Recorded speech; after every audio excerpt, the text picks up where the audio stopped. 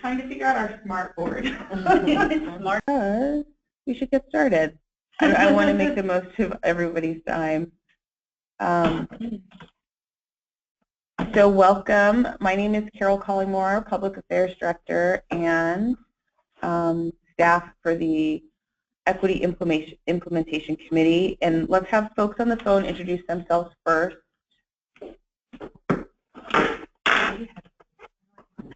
Good morning. This is Sadie Feibel from Latino Network. Good morning. This is Richard Hines Norwood from the Urban League of Portland.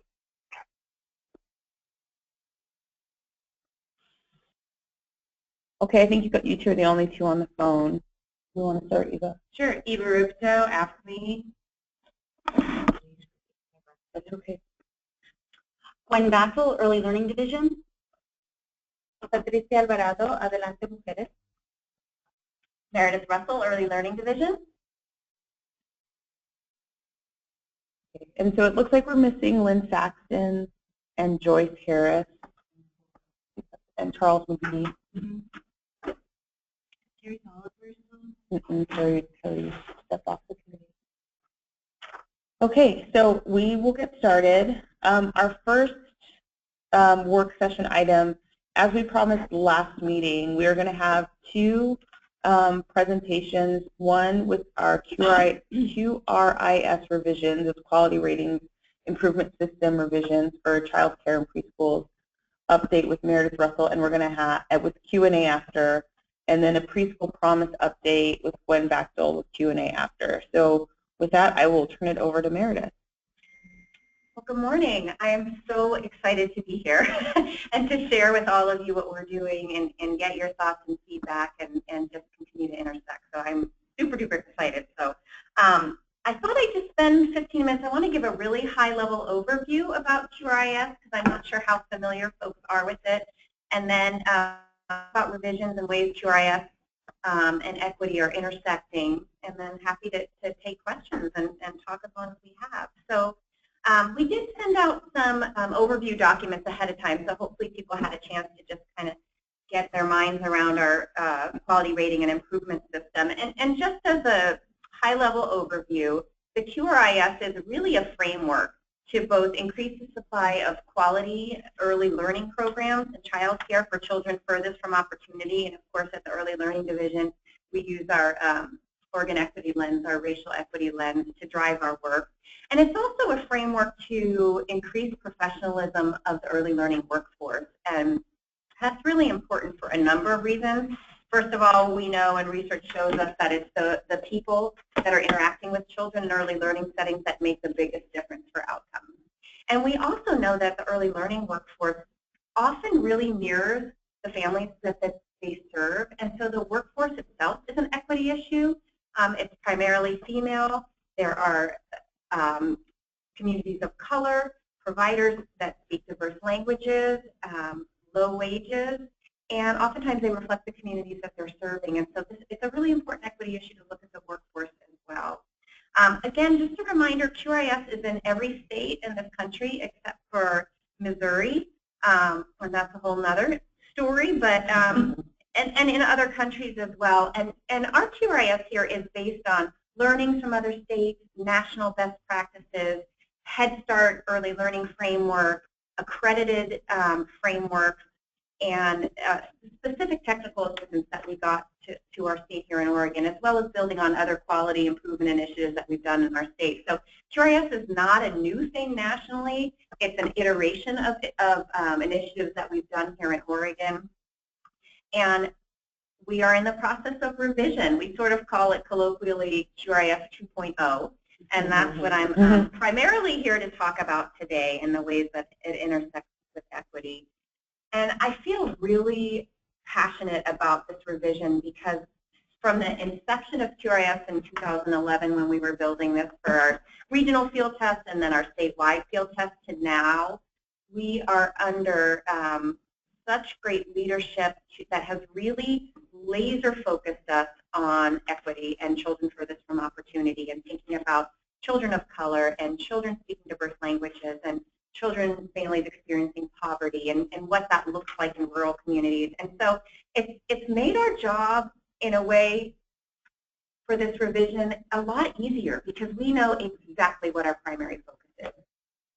And as we talk about revising the QRIS, I want to remind everybody that the QRIS is a framework. It's not a program, it's not a project, it's not just standards. And QRIS has, by definition, has 5 different components. I want to just call those out so as we think about revisions, we really think about all those components. So there are standards. QRIS houses the program standards of what we want to see in quality programs, and we've got professional qualification or personnel qualifications domains, administration and business practices, learning and development for children, health and safety, family engagement. And so those are the standards. Just as we have workforce standards that sit in our professional development system, these are the program standards.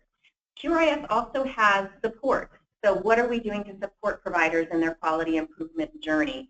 And that very much looks like the folks on the ground that are working with programs, with cohorts, with focus networks to help support professionals in this. And I'm going to hand out, and I'd be happy to email to folks later, just a little snapshot of what those quality improvement specialists look like. They tend to sit in our child care resource and referral organizations, but not universally. We have a couple other areas where they sit.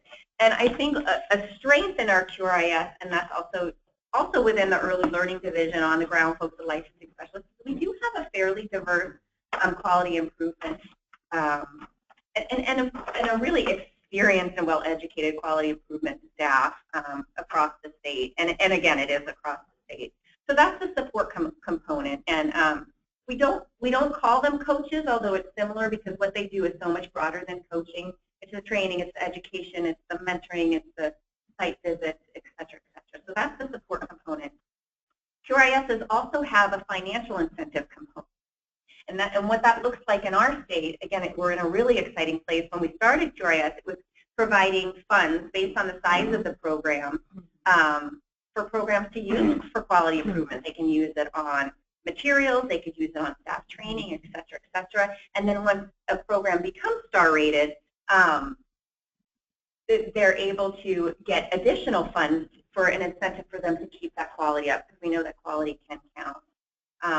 We're really lucky right now where we have just embarked on 2 new initiatives. One is Preschool Promise that Gwen will be talking about, and also our provider incentives for providers that have,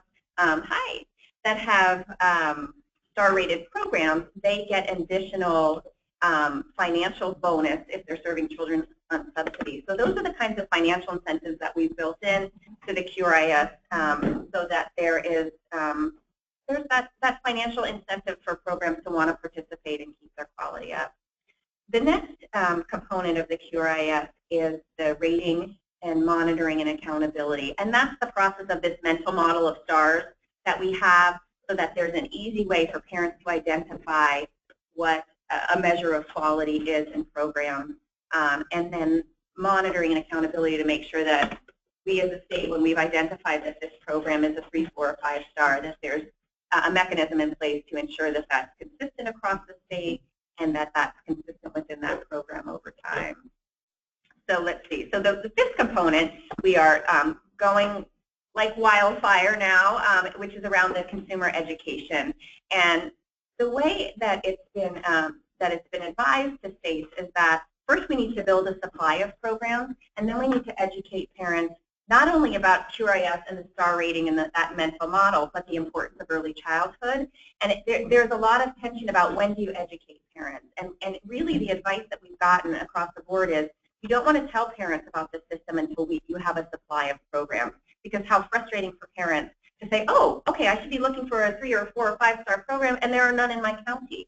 And so it's that fine tipping point, and we're there with sort of the wrapping up of Race to the Top, working on that messaging to parents, that education, that information around what this whole process is and how it can be helpful and meaningful to them and their family. So those are the 5 components. When we're talking about revision, we're talking about revising all of that.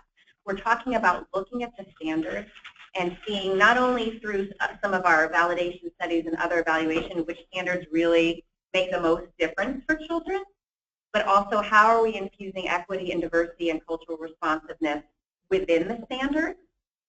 We're looking at revising our incentive structure. So maybe it looks like right now the financial incentives are available, QRIS incentives to any program that's engaging in QRIS intentionally once they go through the proper steps. Maybe that looks like financial incentives are available to programs who are serving children from opportunity, furthest from opportunity. Maybe that looks like programs that are serving in a community of color or serving a certain percentage of children experiencing poverty on subsidy. Those types of revisions will be on the table, so we're really looking at all of those. I want to talk a little bit about the process that we're doing in terms of equity and this revision. And I want to pass out just a very high-level timeline of our revisions and also some work that we did as a QRIS team around guiding principles around our revision. And what you can see throughout all of this, of what's guiding our revision, really is equity. It's really making sure that what we're doing is improving access for children furthest from opportunity to quality care and really the care of their choice. And that in order to do that, we as a QRIS team want to make sure we are hearing from the folks that our policies are impacting. And I think, as Gwen will share also, as a division, we are really committed to that community engagement piece, and that we are talking from and hearing from and making decisions based in part upon the people who our policies are impacting. So at this point in the revision, we are wrapping up our community engagement processes.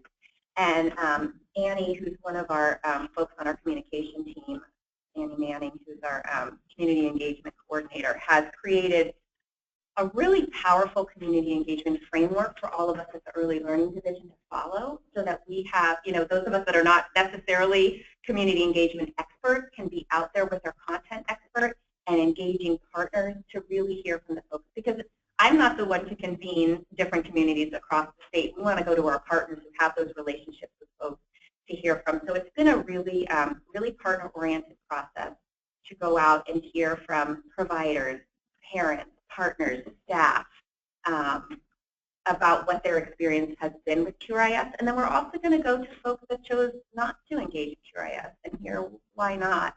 A couple of highlights that we had specific audiences that we wanted to target who we either didn't hear from or didn't approach intentionally on our first iteration of the QRIS, as well as folks that have really engaged heavily in the QRIS and are really knowledgeable to tell us how to make improvements.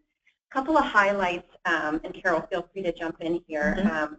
So for the first time, we did some engagement with Vietnamese-speaking providers and Chinese-speaking providers. We had a fabulous turnout at a Provider Appreciation Day through the Multnomah County Child Care Resource and Referral. Did somebody join us? Okay. And we did not translate QRIS 1.0 into Chinese and Vietnamese, so it was a really different conversation than going to providers who were really engaged and saying, how was the experience and what supports you? It's really a beginning conversation about what their work means to them and what's important to them and the children they serve. And just really, really interesting because it's a really different population of providers. They serve their family, they serve other families. A lot of them are grandparents, some of them are very elderly. And they were, I wasn't there, but from what Annie shared and one of our licensing specialists facilitated, they really have a lot to share. And so that was really important to us as we think about translating 2.0 into Vietnamese and Chinese, so that we had that beginning of an understanding to make it culturally relevant from the get-go. We were able to engage an African-American focused family child care network, which I'll talk a little bit more about what that is in a minute, and African-American providers who have been really engaged in their quality improvement journey and hear what's working for them and what's not working for them. And Carol also engaged the Portland Community Reinvestment Coalition and talked to some African-American providers up there as well. We are going to be talking with some of the tribes through our Gov2Gov work that Lily Ann does, We have had rural conversations with folks in Eastern Oregon and in Hood River. We're going to be doing talking with providers on the North Coast, and so just really trying to get across the state. We've done it in Russian and Spanish, and what we're hearing about is content, process, and also what does a culturally responsive practice look like to them, and what does a culturally responsive QRIS look like to them. And when we engage the audiences that we've heard from a lot and that we've been engaging throughout the process, we were really able to say, here's what we've been hearing throughout. What are your ideas about solutions? What are ways you'd like to see this standard worded? Or what are ways you'd like to see cultural relevance incorporated here? So that they've given us some really, really, really good ideas, really good concrete solution ideas that we can take forward in the revision process. So that's been a big piece of what we're doing now. An additional strategy that I want to highlight that's been part of our QRIS intersecting with equity is the Focused Family Child Care Networks. Have any of you folks heard that, or did Jill? I think Jill, one of our quality improvement specialists, I think, is presenting Thursday. But are you folks familiar with Focused Family Child Care Network? It's been a really great strategy for us in terms of looking at the equity piece, because what the concept is rather than saying, ooh, let's improve programs or document quality of programs and then move children furthest from opportunity to those programs, we're saying let's go to where the children are and who their providers are that parents have chosen. They've made that choice. There's trust there. And let's see what we can do to improve quality of those providers there or document the great quality that they're already doing. And so it's a evidence-based research model that does that goes to where the kids are.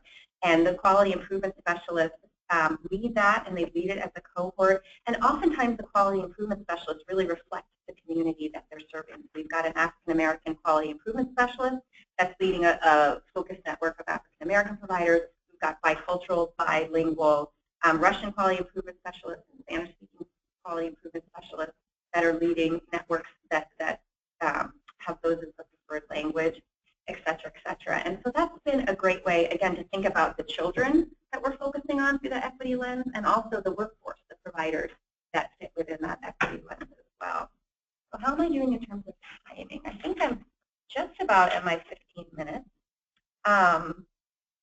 Let me just pause and take some questions, and I'm happy to dive deeper into any of the areas. I have a question about the incentives, because I know that a lot of the incentives had been through Race to the Top, but now there's incentives through the ERDC payment. How closely did DHS work with you to set those incentive rates? Yeah, we work really, really closely with their they have a child care policy unit that our staff meets with. I mean, gosh, definitely weekly. There's some sort of intersection there. I can't speak to like specifics about the amounts and things, but we do work really closely with them. And then there's also, I should mention, as another incentive come down, you know this, is the parent reduced co-payment for parents that choose. Has that already been implemented? They were hoping for July, but they had to push it back, and now they're hoping for August. Yeah, the timelines. One piece that I'll add, because they just presented at a recent meeting we were at, and one of the strengths of those incentives is that they're automatic. So parents don't have to fill out a form, jump through hoops, provide proof that they're in a star-rated program, because it all goes through the DHS listing process, and our data talks to each other. So if a parent chooses that, automatically it's going to show up their reduced co-payment. And same for providers. It's all linked up through the data system, and so that providers that are serving children on subsidy that are star rated, it's all automatic, which I just felt like was a great strength of this incentive, that we're making it not an additional burden. Yeah, it shouldn't be burdened with additional paperwork. Exactly. Yeah. However, I know that providers are really enjoying this focus.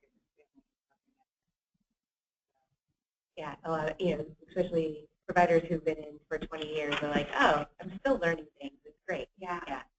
Like, there are some things that they might not feel like they're applicable to their program, but they're like, but for the most part, they're enjoying it. Thank you. And that's a big piece of feedback that we heard almost universally in this community engagement is how powerful those types of cohort models are and also how essential the quality improvement specialists are as sort of that guide and that navigator.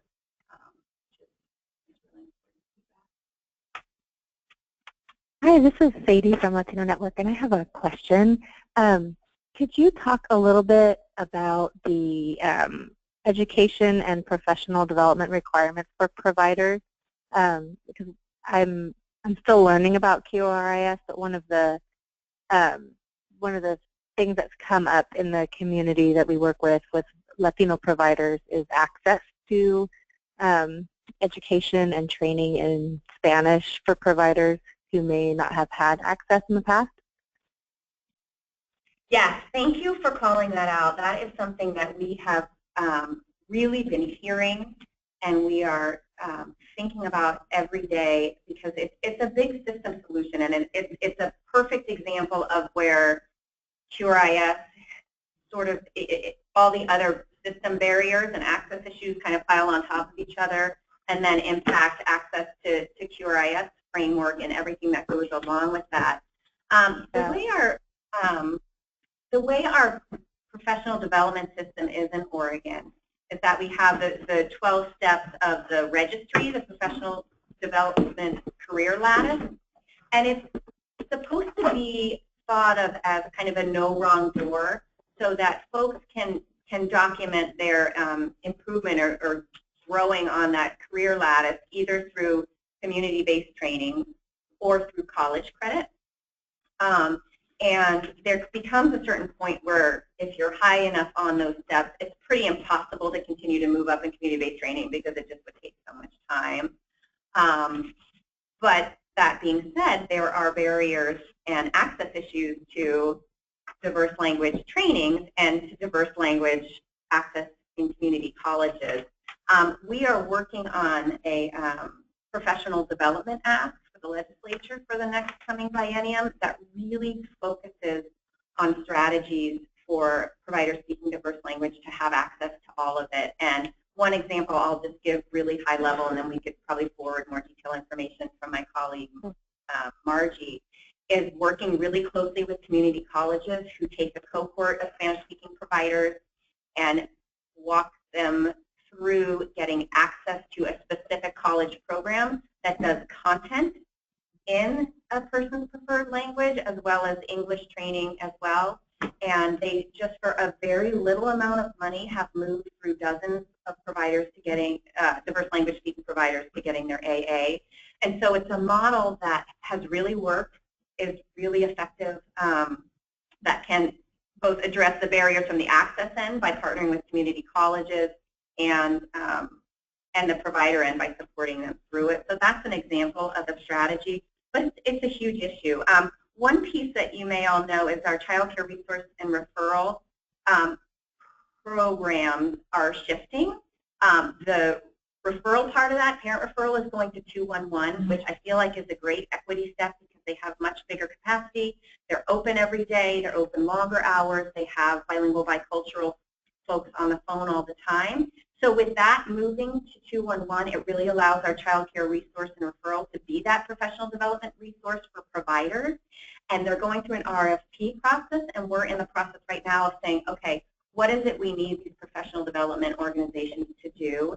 And through our equity lens, we are going to be looking at them to have the capacity and the focus on providers furthest from opportunity that have been historically, experiencing barriers in the system. So I guess what I'm in summary, I will say I absolutely hear you, and you just spoke to exactly what our priority is, and those are some of the strategies of how we're looking to pack down the barriers. Thank you. I really appreciate that, and I would love to see more information. If you have information you can forward, that'd be great. I will do that. Yeah, I will get that to Carol. So I'll just to let everybody introduce themselves. Okay. Since so Joyce and Carmen, go ahead. Okay, I'm Meredith Russell, and I work for the Early Learning Division.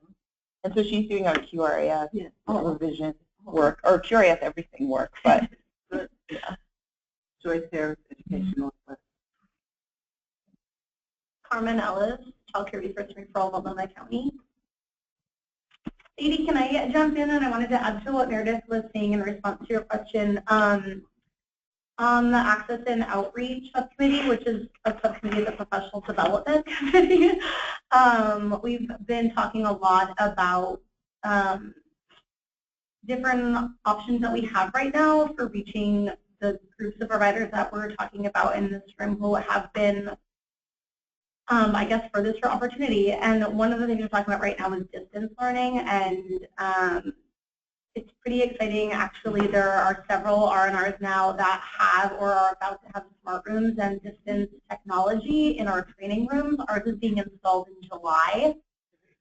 So pretty much immediately after that, we can start hosting trainings at our site where there would be, there could be a group of Spanish-speaking providers in another area of the state with a facilitator in their room who has already gone through the training and spoken to our trainer about how it will be run, and we'll be able to start doing that as soon as a couple of months from now, honestly. And the conversation, as people know, in this Access and Outreach is already including OCCD about how we would make sure that the hours for that are accurate, what kinds of work needs to be done between the trainers who are working apart from each other in order to prepare the training and have it be a quality session that's equal and equitable on both ends of the camera, I guess you could say. So that's pretty exciting, and it's been really, I've been really impressed by just having people in the room who are problem solving really hard around that and trying to come at it from all the angles of both from the adult learning perspective, but also from just the technical side of it, of what do we need, and also thinking about what kind of funding we would need and how do we make sure that it is quality, and how do we even like code it in the, like someone like me who actually like enters training into the computer system. Like where will the button be that I push to say that it's distance learning? So everything from the like really broad, like who are we talking about and what do they need, to like what button does the person push who's scheduling them. So there is some really good stuff in the works. Thank you. Let me know if you need to partner with us for places in like Eugene and Salem and stuff like that. We don't have this big of screens, but we have capabilities too. So. I also, I guess this would go to both of you. One of the things that I hear about pretty consistently from providers, especially those who've been doing community professional development through CCR&Rs and the ORO. Well, definitely the lack of access in other language, but then the lack of new materials. So I guess how are we building in for all languages a rotation of classes so that they're not taking the same thing over and over just to meet their requirements for their hours for license and for QRIS? That's, you know, they like, how many times do I take it's raining, you can still take your kids out, you know, or right, you know, like right. something like that, you know. So how are we developing new material for everyone? That's really great, and that made me think of another strategy that you'll be seeing out in communities is we've asked the hubs to do some community engagement around specific professional development needs of providers. So that'll be engaging providers and other partners about what their needs are to feed into both thinking about the CCR&R RFP as well as the professional development ask from the legislature. So that should be coming to every hub region, which is another nice opportunity to hear for providers that want to share their specific experiences.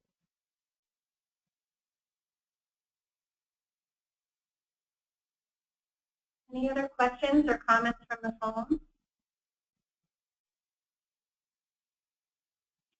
So I just wanted to tee up a little bit after Gwen makes her presentation. We're really eager to hear when and if you want us to come back, what else you want to hear about, ways that you can help guide our work, because we're just really happy to be here and have your expertise at the table. So We'll come back to that after Gwen's presentation and kind of hear what your thoughts are on next steps.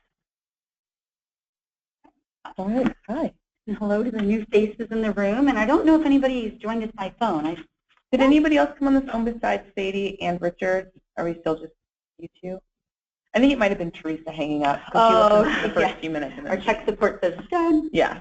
So hi, and thank you so much. This is, we're kind of right in the middle of some really busy work, and I think one has not been busy with Peaceful Promise. So I'm really excited to be able to share with you the progress we've made and where we're at, and sort of some of the challenges that we're bumping into as we implement Peaceful Promise and apply equity principles and trip over ourselves sometimes and or face walls. But I just want to kind of, from a technical standpoint, understand so that the individuals on the phone and those in the room. So Carol, so everyone who's on the phone has access to the material, so if I'm referring to a document? Yeah, so if you guys, I emailed all of you Gwen's information on Preschool Promise, but if you don't have it in front of you and you want to jump to it quickly, you can go to the Early Learning Council, you go to OregonEarlyLearning.com, click on Early Learning Council, and then click on Meetings, and then click on Equity Implementation Committee, and then it has the meeting materials for June 21st meeting. You can click on there, it'll take you to our Dropbox, and it'll have all the stuff that to which Gwen is referring. And the two documents that I'll be referring to most are the PowerPoint and then also the community engagement matrix feedback. I can't remember what I titled it, or what we have it titled as. But those, I won't complicate it too much. I'll just kind of stick to those two. So, so I'm looking at the PowerPoint now, and on the second slide where it goes right into kind of the vision of House Bill 3380, and I put vision there, we put that there on purpose because the bill was actually pretty lofty and aspirational and what it wanted us to accomplish in Oregon, and also it's a multi-year process to achieve all of the standards and requirements that are within the legislation. So I like to think of the bill as it really provided us with a framework for obtaining a long-term vision for high-quality, publicly funded preschool in our state. And it gave us an out a little bit as we build capacity, and it has a waiver component to it. So the bill says, and if you're not there, a provider could apply for a waiver, and the waivers would be provided annually, but we need to see some really good progress towards meeting all the requirements of the legislation.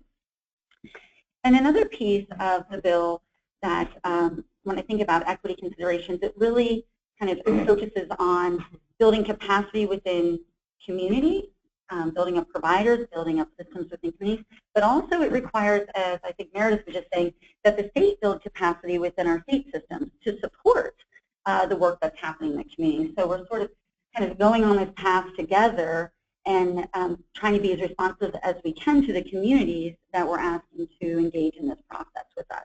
So I just wanted to say that it's sort of, I sometimes find that Preschool Promise in our work kind of pushes discussions within the early learning division, which are really necessary, and we're very gung-ho. We're like, yeah, and then we're like, oh wow, but it really needs to be done thoughtfully. We need to always be applying the equity lens. What are the considerations? What are maybe some unintended consequences? Maybe we need to just take a deep breath, slow this down a little bit, and make sure we kind of get it right. Know that we might make a mistake, but that we want to be evaluating this kind of year after year for improvement.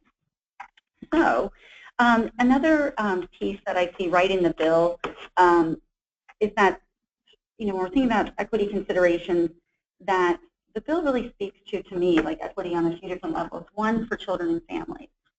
It's kind of the charges, reaching families and children who demographically might be furthest from opportunity or geographically might be furthest from opportunity, and kind of focusing on where the parents, as Meredith was saying, where the parents choosing to place children that they feel comfortable, that are meeting their needs culturally or individually as a family within their own family culture. And so what providers So there was the children and families, and it's like what providers are meeting that need within communities? How do we attract those providers to Preschool Promise? And also, what are the communities that we want to attract to Preschool Promise? So we were kind of, when I think about it, really looking at those four entities, the children, families within the communities, and the providers. And that we're trying to build capacity amongst all of those areas. So I'm going to head to slide number 3. It's House Bill 380, the goals. I think I've kind of touched on some of this already. So in implementing Preschool Promise, and we were fortunate amongst you, there's the chair of our ad hoc committee, Eva, and as Eva knows, we spend a lot of time with the ad hoc committee thinking about how are we going to implement Preschool Promise and reach the goals that are outlined in the bill. And I just wanted to refer, and Eva, I think can attest to this, that as frequently as I could, I would bring to the ad hoc group the community engagement feedback. And we would, anytime we were discussing a topic, we would look at what the communities were saying. And this work began before I was even in this position, I think. I don't know, Carol might know, but it began before you were in your position, I think, and continued. So we have this great matrix of feedback from communities across the state. And we were continually looking at it saying, okay, what is important to communities? Where does it fit into our implementation? And so the far right-hand column on this document kind of informs us of where we've embedded this feedback from the community and where we might need to strengthen, where we weren't quite sure we got it right. And I wanted to make note of that. Like, we did our best, you know, and we really tried, either between the rules or an operating guidelines and some other documents, maybe QRS standards, you know, where is that intersection? But there are some areas that need strengthening. And some of those, I just wanted to, the bill didn't speak, it spoke about cultural responsiveness within the provider setting, but we don't have anywhere right now anything within the rules that say that a teacher or a staff member within that setting needs to speak the language of the children. So we still don't, I think, you know, that's an area for us to think about in the future and strengthen. There was some reasons behind that. We weren't sure at this time if we had that capacity within all communities. So we didn't want that to be a place where communities, in a sense, failed in our rollout of Preschool Promise, but we wanted to kind of hang on to it and say this might be an area for us to focus with QRS, with our professional development strategies at the state level to kind of build that resource within our communities that maybe later we would say, hey, now we have that capacity, now we want to include this. So I just want to let you know that this was at the forefront of the ad hoc group and the work groups of the Early Learning Division. So thank you to all those who contributed there. I'm trying to go as fast as I can. Oh, you don't have to. Okay. Even keel is totally fine. All right. So I'm trying to think. We got traumatized by the ad hoc committee. We always had like an hour to get through 5 hours worth of stuff. She's like, go, all right. And see, I'm still talking faster now. It was always great discussion. And yeah, it was it was eye-opening and really I think what came, at least for me, to kind of sum up some of the process of the ad hoc was I have experience in operating preschool programs in migrant Head Start and in traditional Head Start programs. And so I've kind of have an on-the-ground knowledge of what it takes to operate a program, but I also understand I have a Head Start framework. So I had to take off the Head Start hat and really ask the ad hoc to provide input on how we want to go about implementing. And what came through over and over in any discussion was we need communities to have the ability to individualize it to meet their needs, which from a rulemaking and operating guideline standpoint, it's hard when you're asked to keep things in sort of a gray zone for, you know, on many things. But it was really like if we say it's too black and white right now, it might actually make it more difficult for some communities to implement. So I think now that we're moving towards implementation, even some members who were on the who were on the ad hoc who are now asked to implement are saying, now we want it black and white. So it's always finding that balance, I think, between what is that right mix of individualizing that can occur within any community. So I think on the goals, I'm just going to highlight some of the points. The second point is that families have access to programs that meet their needs and treat them as partners. So really wanted to emphasize is that we're focused on this within our implementation and within the operating guidelines. And also the QRS speaks to this, that all providers in Preschool Promise need to obtain a 4 or 5-star rating. So we really try to attach the Preschool Promise goals to what is already embedded in the QRS standards instead of having like 2 different sets of standards. Since we're building capacity, let's really focus on what's in QRS as our foundational piece. And then later on, if we find that we need to make any changes or increase standards, that maybe QRS is a place to increase those standards instead of having different sets of standards throughout our state system. So, and then with going down to the professionalizing and increasing compensation for early childhood workforce, the bill states that salaries for lead teachers in Preschool Promise will be commensurate with or with a kindergarten teacher. And the Early Learning Council was tasked with what is that, how do we do that, what does that look like? And I did send you the document that was approved by the council around the methodology for determining those wages. And really what was decided was we averaged all the school district salaries within a hub region for kindergarten teachers with a bachelor degree, found kind of a median, and that was where we went. And so every hub has a different salary range based on kind of their school districts within their area. So right there we were trying to create equity, but equity isn't always equal, and and we could really see that right away with the teacher salaries and aligning with the House bill. And I do later on in the slide deck have a comparison from one of our lower wage regions to our higher wage region. It's at the back of the slide deck if you want to look at that. Yeah. Can I ask a question? Of course. On that? Okay. You said that it was based on the funds for the school district, but can you say a little bit more about that? Because my understanding is that more affluent areas, more affluent neighborhoods get more funding. So I understand you're saying that this is where we're attempting to be a little more equitable, but can you talk just a tad bit more about that, please? I'm really sorry, Richard, you were breaking up a little bit, so I'm going to ask to make sure. Did you understand the? I think Richard, correct me if I'm wrong, but I think what I'm understanding you to ask is, can you talk a little bit more about the breakdown of the salary issue in the various school districts? Is that what you're asking? Yeah. Okay, so for Preschool Promise, we weren't looking at each individual school district salaries to determine Preschool Promise teacher salaries. What the Early Learning Division was asked to do by the council was to look at all of the school districts within a hub region.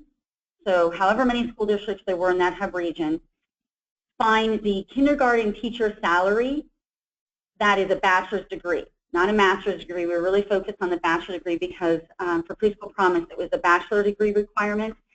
And so we then had to average every district's salary for a kindergarten teacher with a bachelor degree to get the Preschool Promise target salary for that community. Did that help, Richard?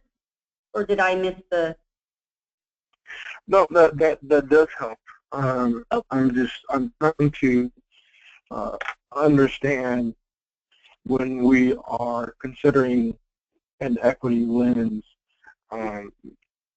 how exactly that is going to look practically, because again, and this may be my lack of information or lack of understanding, more affluent areas have tended to have more affluent school funding. And so it sounds like you are going off of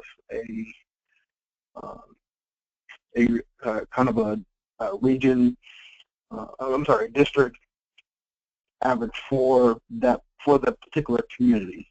Is that correct? Yeah, excellent point, Richard. I think that is definitely, now I understand the question, the line of questioning there. You're absolutely right that if we use salary data that actually had in it sort of embedded historical inequities, then in a sense it's been perpetuated potentially. Is that what I'm with? Yeah. Yes, yes, ma'am. So I think that's.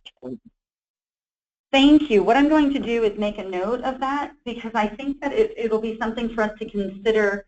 The salary methodology is an early learning council decision, and so what that means is it's something that could be revisited. You know what I mean? In subsequent years to see, does this really create the equity that we were intending, or how would we adjust it, the methodology to be more equitable? So I really appreciate that feedback. And what I can do is send to this group how it breaks down by region, just so you can see that. I did, if you turn to the second to last slide before the Preschool Promise logo, it's slide number 12. I did put in here just sort of a comparison, and the highest salary hub region was Multnomah, Early Learning Multnomah, and their target bachelor's degree salary for Preschool Promise was just over $63,000. And then our lowest salary for teachers, not within the state, but just for those that were awarded Preschool Promise, was Eastern Oregon, and their target salary is just above $48,000. So you can see right there, there's like a $15,000, and some of that has to do with cost of living and different things. So I think that's, and I can't speak for the council, but I think that was probably what they were trying to provide, that equity amongst where people live and the cost of living, to make sure that we weren't out pricing ourselves in some communities if we were to average, create something equal across the whole state. Yeah, I know that Richard, Callie often brought up like the question of like, are we perpetuating systems that have disadvantaged people, and has asked that we continue to look at it. So I think you bringing it up as right on target and right consistent with what Early Learning Council members have brought up too. And I also know it was a really, this was like Preschool Promise conversation was pretty difficult through, like not difficult as in, I don't know, well, it was just, there were lots of challenges because I think it was a piece of legislation that has a lot of really great intentions and goals, but there wasn't a lot put into there wasn't a lot put into the process of the legislation, so it had to happen on the back end. And so there was a lot of in-depth conversations about how do we make sure that providers have the access to the education that they're being required to get? How do we make sure that we're not just putting Preschool Promise in programs that can afford to pay their teachers decent salaries? And how do we create a system that if a teacher or a program implements Preschool Promise and they traditionally haven't had the kind of money to pay their lead teacher that salary, how do we make sure that we don't increase the cost for the families who aren't getting the Preschool Promise dollars? Yeah. So there was it was like such a multi-layered logic problem, and I think that there's still, like Gwen said, there's still a lot of work to do, and we'll have to keep coming back and having these conversations and reminding ourselves, like, there are some significant equity pieces that need to be readdressed continuously. Now, do you think that gets readdressed in the rules or in the legislation, or is there a need for amending? I is what I'm think, asking. well, I have said pretty consistently at the Early Learning Council that I think that there may need to be some legislative amendments to it, especially around the waiver pieces, to make clear that the time, make clear a timeline. Because the Early Learning Council has said that, you know, for the waivers, they don't believe it should be done in, you know, multi-year. But many providers aren't going to be able to get to the educational goals within a 1 to 2 year. It will be a multi-year, and if they're really doing the work and putting a good faith effort into it, we should honor that. But the Early Learning Council has said we don't believe that the legislation allows us to do that. And I'll kind of, I'm going to tag on to what Eva said, and I'm going to go back to the salaries just to kind of wrap that up and show where we try to build in some equity in the salary structure. So just what Eva was saying around the waiver process and kind of piggybacking on the QRIS discussion that Meredith led, if we're true, you know, if our goal is to bring providers into Preschool Promise who are serving the population that we want to reach with these dollars, then we need to meet those providers where they're at. And so, and if what we're saying, as Meredith is saying, we might need to strengthen our systems to help those providers be successful, whether there's language constraints or that we're working on that, or whether we're still working on QRIS being more culturally responsive. Like, we have some work to do to support the providers that we're selecting to bring in for them to be successful in achieving that 4 and 5 stars. So it's sort of like we kind of have to, you know, be okay with where we're at in a sense and say this is where we want to move to. But there was, as Eva said, some a kind of a sense that we should only be bringing in 4 and 5 star rated programs into Preschool Promise. And the reality is we don't have enough in our state in the communities which were selected that were interested, for one, and I think just enough, maybe, you know. And so that was also, I think, some of the interesting discussions at the council around obtaining that 4 and 5 star. So back to the salary, what we were able to do, the legislation says that a bachelor's degree is required. And then it had requirements for the lead teacher salary. And those 2 items in the legislation weren't linked in a manner that required us to say that you only get the salary if you have a bachelor's degree. So what we were able to do with the salary methodology is say that for providers who have obtained a step 10 on the Oregon registry, that the Oregon registry is saying this is, you know, kind of for their standards is, you know, equivalent to the bachelor's degree. Then, so we are able to pay step 10 teachers at the same level of pay as a bachelor's degree teacher, but that teacher would still need to be working towards obtaining their bachelor's degree. You see, so it's not, we couldn't within rules say that that step 10 is equivalent to the bachelor's degree. We were given legal advice on that, and but we were able to within the salary at least recognize that experience and, you know, and commitment to early learning that we know a lot of our providers have. I have to say, it's the number of hours equivalent to a bachelor's degree. Yes, it's not you. through the formal Right. education setting. It's, yeah, people still ask, well, if it's the same, we're like, not the Same, number yeah. of hours. Yeah. So I'm now switching, because I'm going to move this to the hub selected. So I just wanted to, I included this as a slide 5. Just wanted to, this slide has been in many different presentations, but I just wanted to make sure this group was aware of which hubs were selected. And on yours, if you're having it on your computer, it's nice in color. For those of us here, I printed in black and white. Right? So it is the solid gray that have been selected. And then up in this area of the state, we had a joint application, Northwest Regional, Early Learning Multnomah, Early Learning Washington, and Clackamas all applied together under one application. So they're a slightly different color. But we do have, you can see all the hubs. And I like to say that we've selected hubs, not we, the award committee selected hubs geographically, sort of, you know, we touch on all 3 states that we border and the coast, you know, so we really geographically have a nice spread, and we're kind of north, south, east, west. And then I think that we also have a nice mix demographically as well.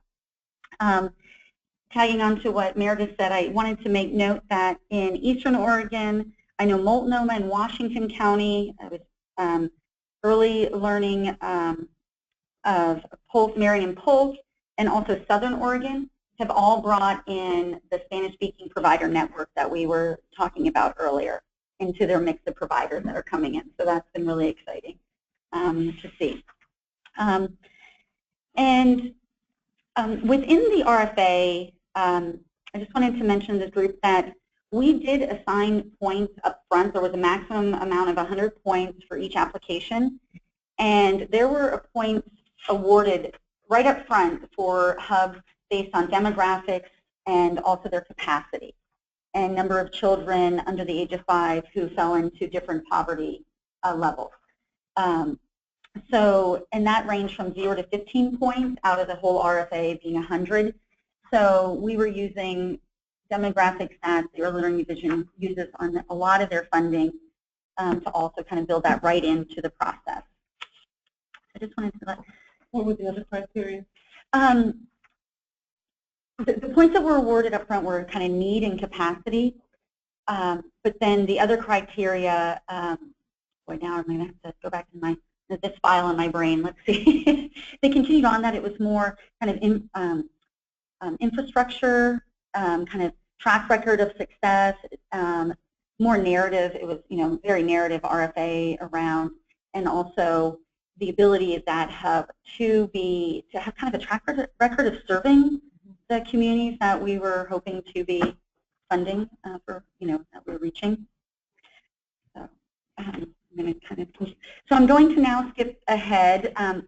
I did on slide 7, just so you know how many children are going to be served in each of the hubs that were awarded. I did put on here the amount that was requested, so you can see that.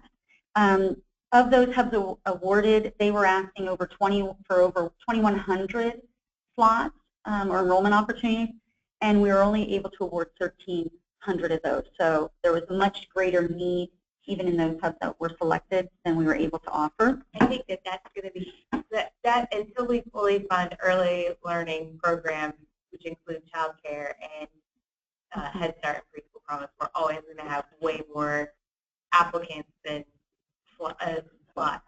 And I think, Eva, that definitely kind of is a call to action, is the way I see it, because as we have limited resources, it really does call to action to really figure out where do we want to target those resources that we have, and using the equity, considerations. I mean, it really becomes even more critical, is what I see, that the call to action.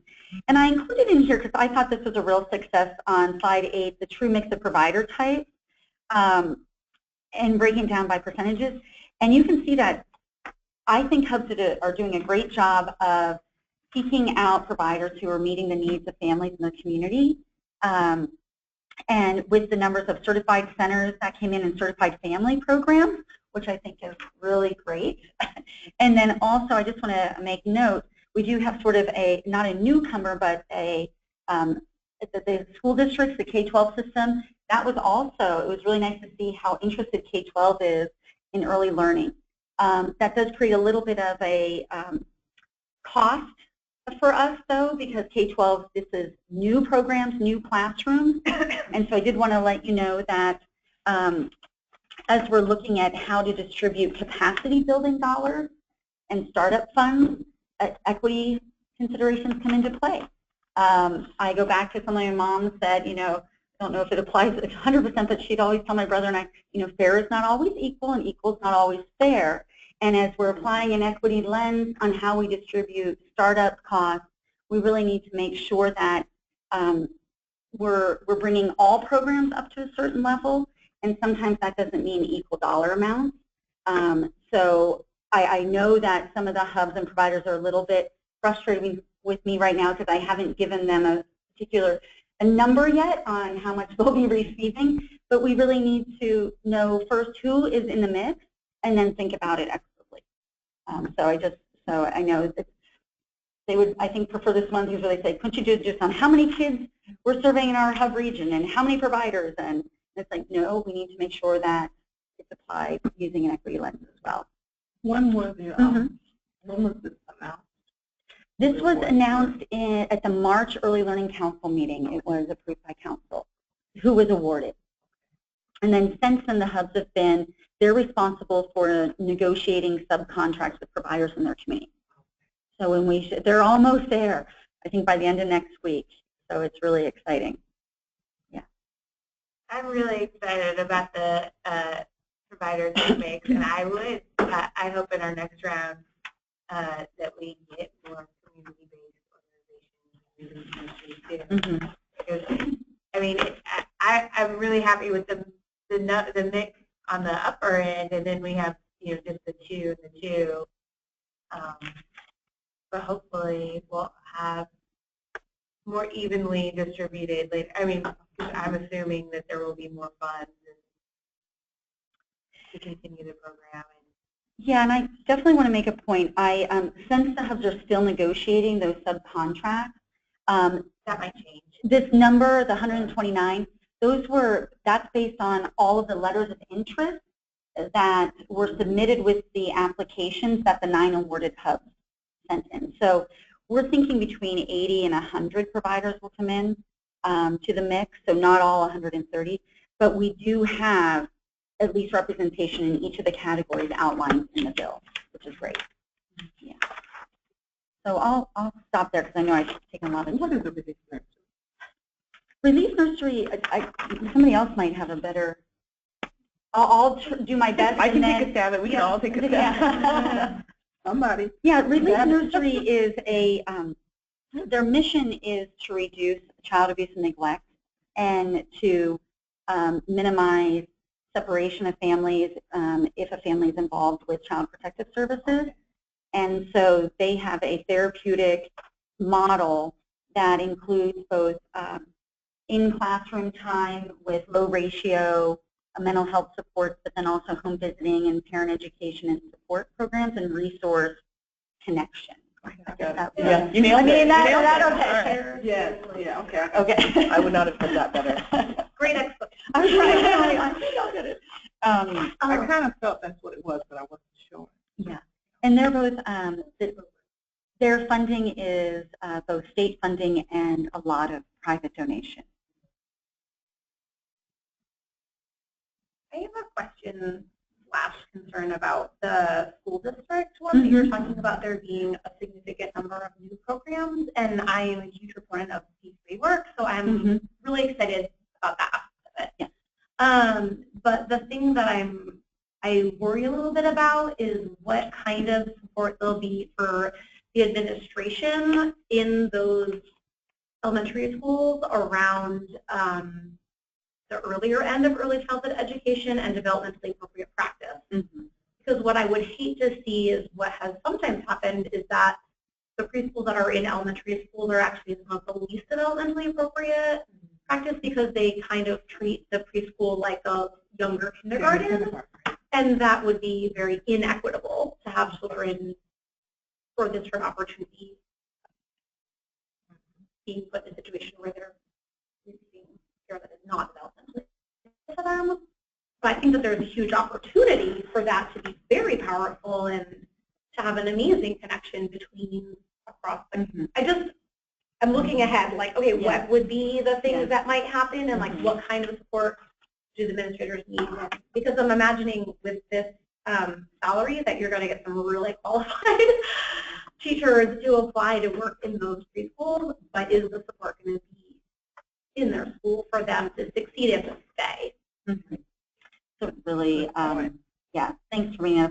One of the things we are requiring of any provider in Preschool Promise is that, you know, they have to follow the QRIS path and that foundational piece of licensing where K-12 schools, if they're running their own preschool, can be exempt from licensing. And we really felt that for Preschool Promise, I think to make sure that we're getting that foundational piece of developmentally appropriate that and health and safety standards that licensing can provide is foundational. You know, so that they're not able to be exempt. They have to go through licensing, which we know has a lot of support from licensing specialists.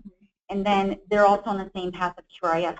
So I'm really keeping this, for those on the phone, I'm keeping my fingers crossed. You know, this is where I think I'm smiling at Meredith because we're hoping that QRIS has the strength to support developmentally appropriate practices in all settings. I mean, I don't know. And if we need to strengthen that part, then I think that that's something for us to look in the future. For the personnel support, I think that you're also addressing. I think that the CCR&Rs, the quality improvement specialist, and some of those other community resources, I know some of the K-12s are connecting with early learning experts in their community to kind of have that support and kind of shared professional cohort, I guess, around that. I agree. I'm more concerned with the K-12 district that comes in and says, we know what we're doing, we can do this, you know, but most of them, I mean, have really been, please help us. We want to do this well, and that's why we're applying for this. This has been on our, you know, we've talked about this at school board meetings and in the staff rooms, and we want to really be part of the early learning continuum. So I'm kind of grabbing onto that piece, and but we know that there are some natural places where there's a rub with the K-12 system around our standards, professional development standards, licensing requirements. When I say licensing, staff licensing, even kind of our criminal background check and staff training hours. You know, some of these natural rubs in a sense. So I think we have some work to do to better align our systems to make it not as, so somebody can just maybe walk the path instead of have to keep going over hurdles, I guess, on that path. Yeah, if I can share something. I also think that part of the approach of the problem that you're explaining is to make sure that the hubs are the entity that connects us. Like, for example, in Washington County, I'm part of the Early Learning Washington County Hub, and I think that has been a great champion on how to bring us together, the community, the K-12 community and the early learning community, you know, and make sure that those people from K-12 understand the importance of how early learning works different and what are the different steps that we need to follow to get licensed and to get certified with QRIS, and to trust the people, the community-based organizations, Head Start, that have been providing early learning appropriate services in order to partner. I think that what I see, at least in our county, is that I have seen that a lot of partnering between school districts, knowing and understanding, many of them or the majority of them understanding that they don't know the world of early learning, and trusting some of the agencies like Adelante Mujeres or Head Start to be partnering with them and making sure that they reach out all of those goals, that they achieve all of those goals for the fiscal program. And I know that the application process is intended to choose schools that are going to meet the requirements and that are, like you're saying, not the schools that are like, oh, we got this, but who want to continue to grow. But I do think that there needs to be some deliberate steps taken to support more intentional that are in a new place. There needs to be intention around that. I think that's such a great point. I'm really glad that you brought that up, because actually if I go from here to David Douglas and we're doing how to start a preschool kind of. Me too. Are you going to? Oh, great. Okay. So I mean, and I'm really curious to see how that model goes and what kinds of things are brought up. But we even know from our QRIS, quality improvement specialists who's dedicated to our special populations, which includes teen parent programs, which sit inside schools. And it's just been fascinating for me to learn from her what the strengths are that brings and what the challenges are. And so I think it's really good to have that on our radar screen. I know one strategy that we're doing that maybe we could follow up on how it's going and share back with the group is identifying specific licensing specialists to work with these new programs who are getting licensed, you know, just as their start of their preschool promise journey, so that there's some consistency and expertise for the licensing specialists to help these new K-12 programs as sort of a more intensive level of support. And we could maybe share exactly how that. I know they were looking to identify those, but I think it's a really great point. So I think I have just one more minute. I wanted to let you know some of the areas that have, or some topics that have come up in community as we are implementing that I definitely wanted to bring to this group. we have right now in Oregon, some different funding streams for publicly funded preschool programs, our largest being our OPK, and also then OPK programs, also some of them have the federal Head Start dollars as well. I think in some of the communities that were implementing Preschool Promise, there's some real concerns and very valid concerns around, where do children go, if they're qualifying for both Preschool Promise and Head Start. How do we, respect parent choice and also ensure that both programs are successful in their enrollment and in their mission. And so I think that the hubs, and I really appreciate you mentioning the hub as that conveners, hubs are being asked to do things, with their community partners that are new to them maybe around enrollment of families and distribution. And so I think that, I'm just letting you know that, and that brings to the surface kind of some of those equity considerations. So I know that that's a challenge in some of the communities are surfacing as a talking point.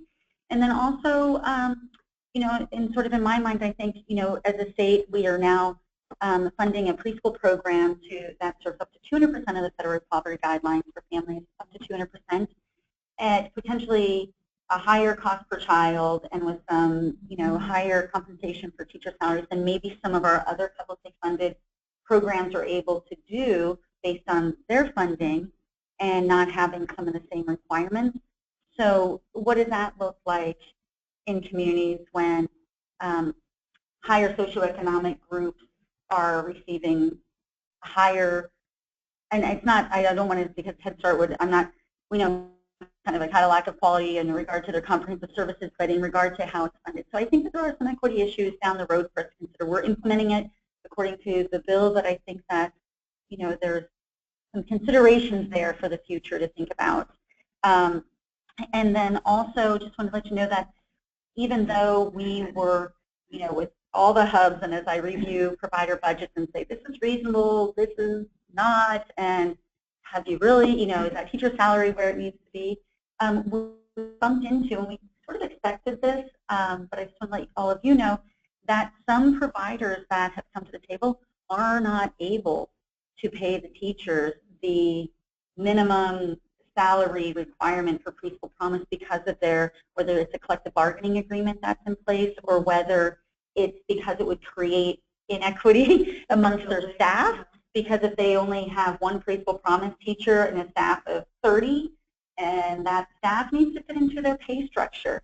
So we're just really documenting where we're not able to reach those standards around salary, and so that we can learn from that and in the future. So I just wanted to let you know that we're doing our best, but I understand that some entities just, because it creates another inequity.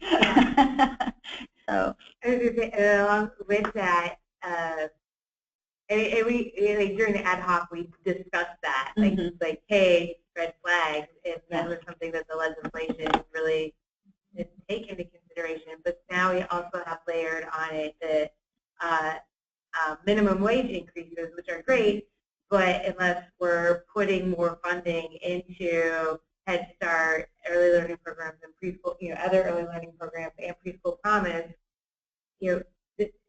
the rising tide, which we need for all the people working in early learning, it's attention for the Preschool Promise salary requirement and the raising wages on the lower end too. One of my Head Start staff representatives yesterday just said to me, "What are we going to do? When are we going to see more money?" And I was like, working on it, but we're kind of in the holding pattern right now. And he said, at his Head Start, they are required to have a master's degree, and they're getting paid $13 an hour, but they can't retain anybody because at the In-N-Out Burger that just opened up in Bedford, they're paying $12 an hour starting wage. So, wow. Yeah. So I think, as a state and as the people who, have the, the ears of our legislators, we should be telling them more funding on, in child care and preschool, but that's just me and my advocacy goal. Literally twice as much as I made like 5 years ago working at a 5-star program. Like, I don't know where they would get that money. Like, and it's not like they were like making a big profit. Like, Right. No one's getting rich. And I don't think I don't think it's a bad goal. no, it's a great goal. Right. It's just we don't. And I often said this in the ad hoc. It was a moving cart before the horse because we put this requirement on programs that haven't received the funding to do it, and so. In a way, I wonder if the hub regions that didn't apply were like, I don't even know how we're going to do this. Right, because they were full on hubs that just did not. And I've had to, because I've been immersed in this, and it's really, this is 1,300 children across the state with a high need, Yeah. And I think we have around 12,000 or so, I don't know the number, OPK or Head Start funded. So this is a small percentage compared to some of our other publicly funded programs, and yet it's pushing that system. And I think, some of the conversations I've had across the state have been really fascinating because it's almost like because this is pushing, it's almost, I don't want to say easier, but there's this because it's not enough to change the whole system, it makes it more challenging. And it sort of is like a big shining light on the inequity that's in our early learning workforce, and so that's the way I see it. I'm like, it really is kind of making a statement on that, like, hey, this is what it would cost, and look at all of these systems we build around inequity about early learning professionals not having salaries that are, comparable to other educators, and so it's just highlighting it, but it's not fitting well into a system that has all those historical inequities embedded in it. So it's sort of it's kind of a weird rub in a way, but I can tell you one of the things that, and I think it's been a really hard day, and I'm like, I've been in Medford, and I've had to stop in Rosebar on the way, and I'm working with the hubs on this. I come home, and I'm like, okay, it's challenging, and I think, but I can't remember I've been now working in this field for almost 15 years in Oregon. In balancing budgets around early learning, I can't ever remember a time when I got to sit down with a provider, a professional, and say, it looks like you can add in anything here for your health insurance costs. You need to add that in. And and we've put in our cost modeling money for retirement. So can you please add that in? And so I see and this is right here, and it's like, that's when I know this legislation is doing its work. You know what I mean? Where it's like for providers who have not even considered in the budget they submitted to their hub that they should have money in that budget for themselves to have retirement or health insurance. And I think I love my job. So anyway, I'll end with that. So unless there's, Does anybody on the phone have any questions before we let Meredith and Gwen free for more work? No, I just always say, I ask the phone. Sorry. Oh, that's okay. Gwen did an amazing job with this, and I said constantly at the Early Learning Council that I almost felt sorry for her having to deal with me. I got asked to be the ad hoc chair in a way because I had the most to say about the legislation and the most questions about it. So Megan said, all right, share this.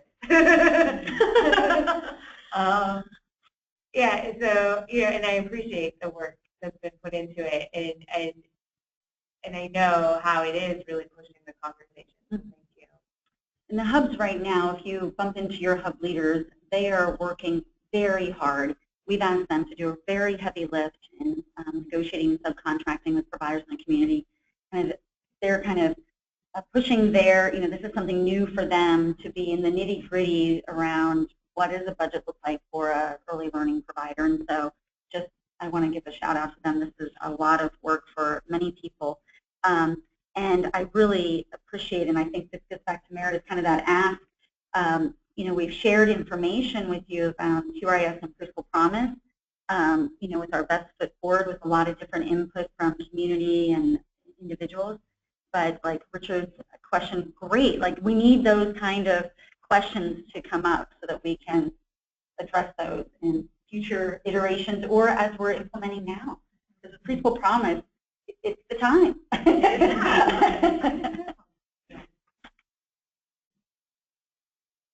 Okay, well, thanks, friends, colleagues. Thanks for inviting us. Yeah, thanks for being here.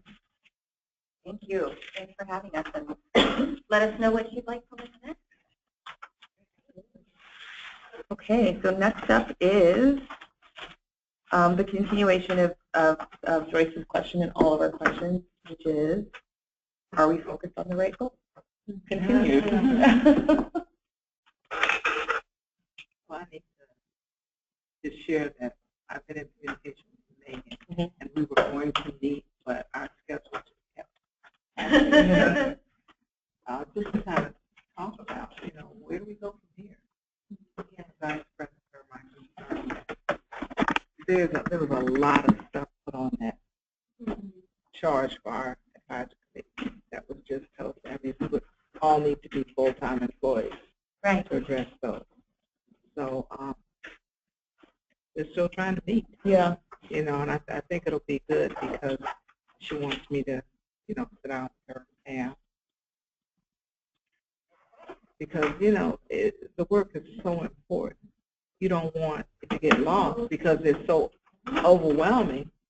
I'd rather go small and effective, right, than broad and who knows what the heck we're doing. Right. So that's kind of where I'm at. And, she kind of felt that coming to that meeting that we're talking about, the ELC meeting, was a little premature. So we had this conversation. Yeah. And I agreed with her. Yeah.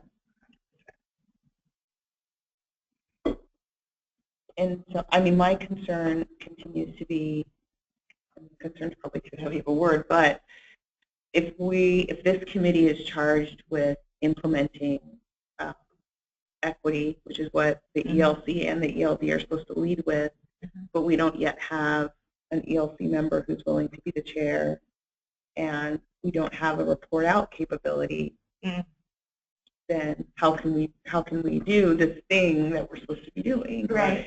And I think, and I know Megan shares this concern as well, every other committee of the ELC has somebody from the ELC chairing it. We're the ones without one. And so, I think today was the first start of like, okay, now we can start to see where our impact lies. Like, these women came in ready to talk specifically about equity in their programs and how take your feedback and figure out how we keep weaving it all together, making that part of the report out. How do we continue that momentum? Yeah, this was good. Good, I'm glad.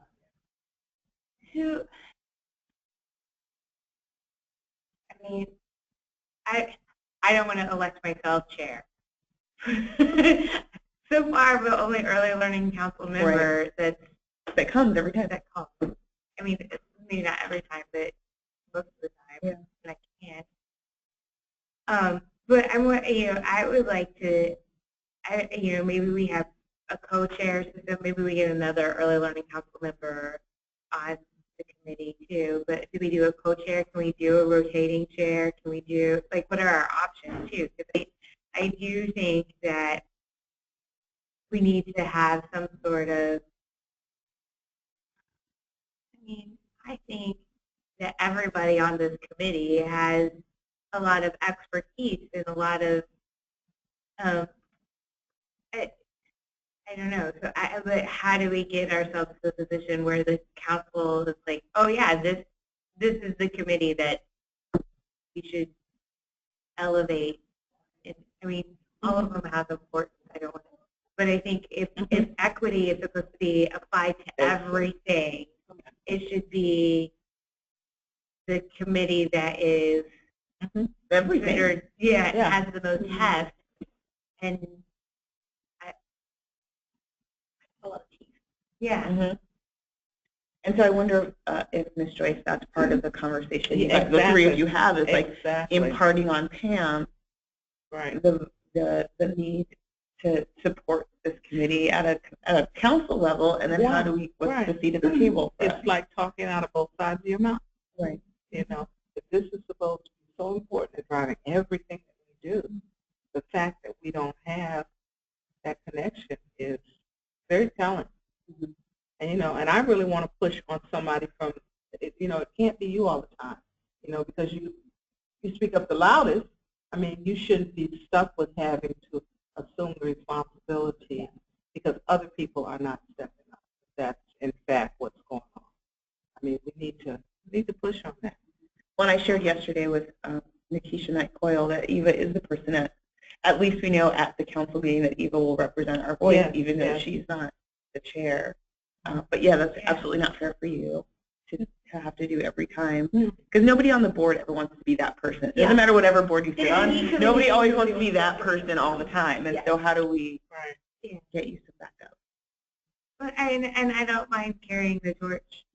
I mean, it's important. It's important work, and so I don't want to like say, oh, here, passing it off onto somebody else, or at least share it. You know, somebody share it with you. It should be important enough that there's That's one person. Exactly. Yeah, I shouldn't be the only one at the council going, hey, here I am. Right, and I know Khalid's tired of being that person as well, which is why she doesn't want to chair this committee, because it puts her in that position of being the one all of the time. Yeah.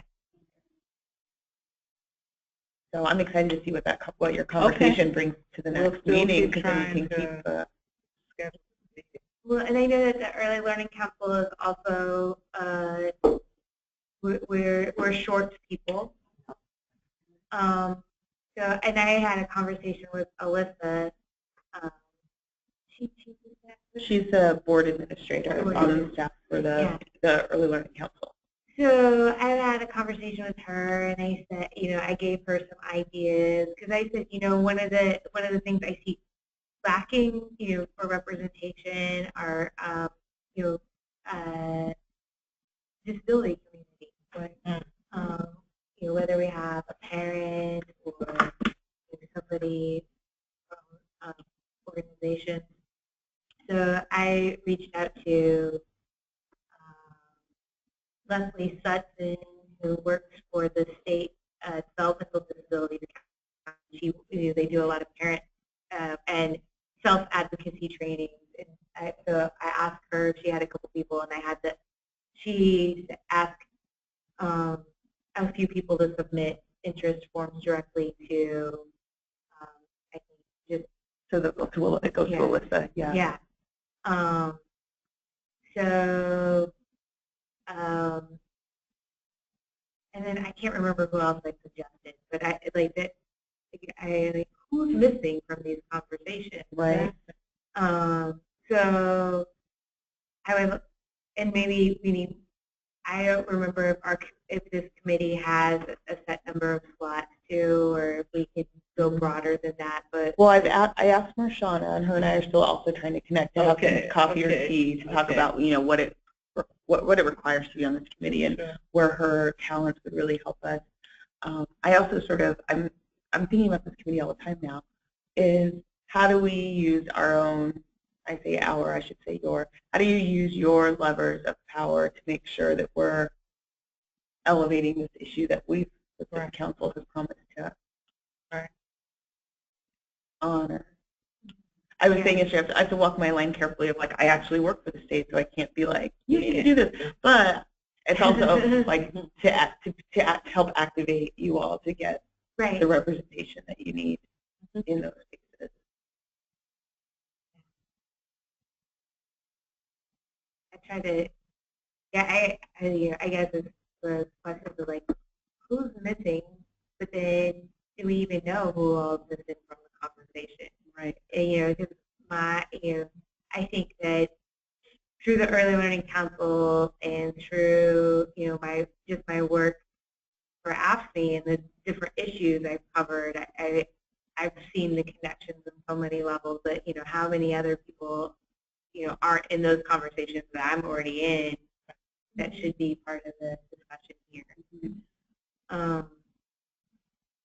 And maybe we also need someone from SEIU as well. I don't know if you think that's I also think that like having part of like bringing someone on that's hard is that like they have to come into something that is like going and like is in motion. If we bring someone on and they come to a meeting and we're like, we don't really know like what our goals are right now. But they're like, I don't know why I'm here. Right. Which is fair because we all have really big workloads, and so I'm not saying we should bring on. I like that question. I just want to like frame it in a strategic way. Right. Maybe we should know what we're doing, but I think that having like I think that having like co-chairs who are like really active and are like driving an agenda and like emailing out to people ahead of time, like, okay, we'll make sure that you read over this article, here it is, and you need any other resources, like this is who you talk to, this is another like link to follow, so that we can like come to something with all the information and like in that mind frame and be ready to like work on that. Like QRS and Jimmy, like spirits and people comments like each should have been their own. We could go so deep into that and like really help them review that. And I think that like this was really helpful to them, and hopefully they go back and tell other colleagues, oh, it was actually helpful to the equity committee because they had some questions for us, right. and that in the future we can even pull those conversations out further. And I think that a deep conversation like that, and where we started to get to today, is the kind of meeting that we need to have, and that's the kind of meeting that people want to come into also. Right. And that's what I was hoping with that for that to happen. Is like, okay, let's try to like push it in a certain direction. Like maybe it's maybe our in charge is program review and input and revolving door. Our team gets to a point where they think, oh, have I asked the equity committee yet what they? Yeah, and instead of after the fact. Right. Yeah. So there are 4 pieces of legislation that early learning division. There are 4 legislative concepts that have been put in. Should we be reviewing them? Actually, they're coming into the next meeting. Megan wants to come to the next meeting to do the deep dive into professional development. Yeah. Right. Are we going to do the other 3 as well? Let me ask her. Okay. And it may just be, we may have to do professional development one, the other, and like do them in a row because they're so dense, and we have some time to, since they're just still concepts and not official. Right. Things yet. So that's a good thing to pull someone into. If we were to approach someone, from MECP or one of the disability groups, like, this is we're on the committee, we have a space where we need someone in your position, and our next meeting is going to be a review of this legislation. Right. Okay, that gives gives some people some impetus to participate. It gives impetus to other people to come in and join the committee, and it gives impetus to other groups to bring us programs they want to see evaluated. Because, it's setting up expectation. If you're doing something, then it goes to that committee. And I think back to your point, having materials in advance and something that we can come prepared to ask questions about, because we've reviewed some of the documents. I like to operate like that. Send me something so I can take a look at it so I don't come in clueless. Seriously. Yeah. Or trying to, come up with the questions as you're flipping through something. Yeah. So did you guys not get these ones that I sent you? No, we did. Okay. I like that. Okay. But I'm saying like more of the same. Yeah. Okay. Okay. We'll keep on. No, it felt good to be able to look at all over. And also for someone like me, I mean, I work in an office and people have opinions, so it's also nice for me to be able to say, hey, I'm thinking about this right now, so I'm reading. What do you think? See if they have. Yeah. So what I'll do is I'll make sure when I go back this week, I'll make sure to get you the professional development piece that Megan's going to talk about. So you'll have plenty of time to read that over. And then I'll also put you on the agenda, Ms. Joyce, in the hope that in the next 4 weeks, you and Megan will have had a chance to have that time with Pam. Right. So you can share back what their vision was and what your vision is for us. And so maybe we'll push Oro to the next time, Eva, and give professional development the whole time because it's so dense. Yeah. Okay.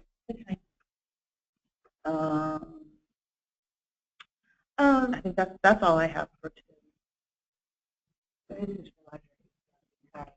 That's okay. So that's all I have for today, unless you guys have something you want to add in, or I can give you your 15 minutes back. Give me my 15 minutes. Okay. I gotta get to another meeting. Well, thanks everyone on the phone, and thanks everybody here for Okay. participating. I feel like this is a good start to where we want to be on the road to. It's more engaged with the work of the committee. Richard, Richard and Sadie, are you guys still there? Yes, ma'am. I am here. Okay, good. Thanks for being here. Unless you have anything else, we're going to give you your 15 minutes back. Oh, bless your heart. Thank you. Nobody loves that unless they're long meeting. I brought shoe and towel. Absolutely. Oh, all right, thanks, I'll guys. just pass it along to you. All right. Have a great day. You too. Or to run away because your leader is about to run out. Oh, wow. Oh, wow. Yeah, we put out a different meeting. So they are They're not. once a month. We skip August because nobody needs August. Yeah. So, but once a month. And so, are you on the email list?